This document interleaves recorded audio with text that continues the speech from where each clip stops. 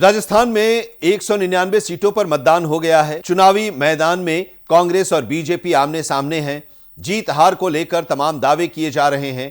इस बीच राजस्थान में इस बात को लेकर अटकलें तेज हो गई हैं कि किस पार्टी के सिर पर जीत का ताज सजेगा। चर्चा यह भी है कि क्या अंडर करंट राजस्थान में कांग्रेस को गद्दी से उतार देगा, जबकि राजनीतिक जानकार भी खुलकर नहीं बता पा रहे हैं कि कौन जीतेगा। हालांकि कुछ नेता जरूरत से ज्यादा दावे भी कर रहे हैं। उनकी पार्टी चुनाव जीत रही है। हालांकि इस चुनाव में राजस्थान की पूर्व मुख्यमंत्री और बीजेपी की सीनियर लीडर वसुंधरा राजे की नई रणनीति के साथ मैदान में उतरने की चर्चाओं के भी मायने निकाले जा रहे हैं।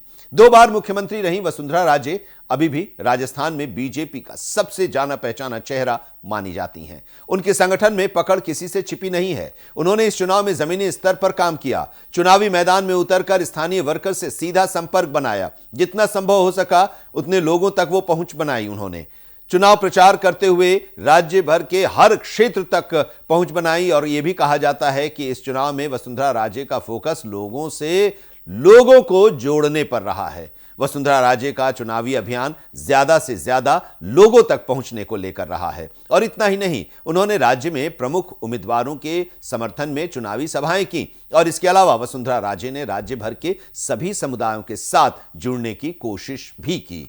जनता की नब्ज पकड़ने के लिए वसुंधरा राजे ने कुल 60 जनसभाएं की। वे हनुमानगढ़, भिलवाड़ा, बीकानेर, अनूपगढ़, राजगढ़ और आसपास के क्षेत्रों में भारी भीड़ जुटाने में सफल रहीं। जानकार कहते हैं कि वसुंधरा राजे इस बार चुनाव में नए फॉर्मूले के साथ मैदान में उतरी थीं। वे किसानों से लेकर संकटग्रस्त महिलाओं तक पहुंची। उन्होंने बड़े पैमाने पर व्यक्तिगत पहुंच बनाने के प्लान पर काम किया और इस फॉर्मूले को तब बढ़ावा मिला जब प्रधानमंत्री नरेंद्र मोदी ने राजस्थान का दौरा किया और ताबड़तोड़ रैलियां और रोड शो किए। बताते चलें कि राजस्थान में पिछले कुछ समय से महिला सुरक्षा का मुद्दा हावी रहा है। पिछले कुछ महीनों में मुख्यमंत्री अशोक गहलोत भी इसी मुद्दे से घिरे नजर आए। सवाल उठाए जाते रहे कि राजस्थान में महिलाएं असुरक्षित हैं। ऐसे में बीजेपी के लिए महिलाओं के खिलाफ बढ़ते अपराध का एक बड़ा चुनावी मुद्दा बन गया। कांग्रेस को बीजेपी के आरोपों का जवाब देने के लिए मजबूर होना पड़ा। देश के पहली महिला मुख्यमंत्रियों में से एक होने के नाते वसुंधरा राजे ने भी इस मुद्दे को भुनाया और उन्होंने राज्य के अपने चुनावी अभियान में महिलाओं तक पहुंचने का प्रयास किया। वसुंधरा राजे की बातचीत से राज्य की महिलाओं में भरोसा जगा और यह कहते सुना गया कि हमारी आवाज सुनी जा रही है।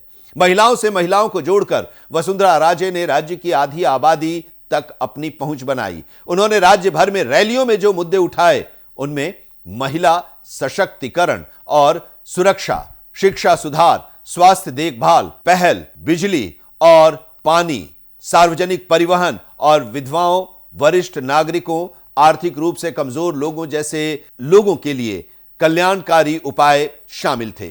गौरतलब है कि बीजेपी राजस्थान समेत 5 चुनावी राज्यों में बिना किसी सीएम के चेहरे के चुनाव लड़ रही है। मध्य प्रदेश और राजस्थान जैसे राज्यों में बड़े नेताओं ने यह सुनिश्चित किया कि वे पार्टी के पक्ष में पलड़ा झुकाने के लिए अपने प्रभाव का इस्तेमाल करें, जबकि प्रधानमंत्री, गृह मंत्री अमित शाह और बीजेपी अध्यक्ष जेपी नड्डा ने सभी चुनावी राज्यों में सभाएं की।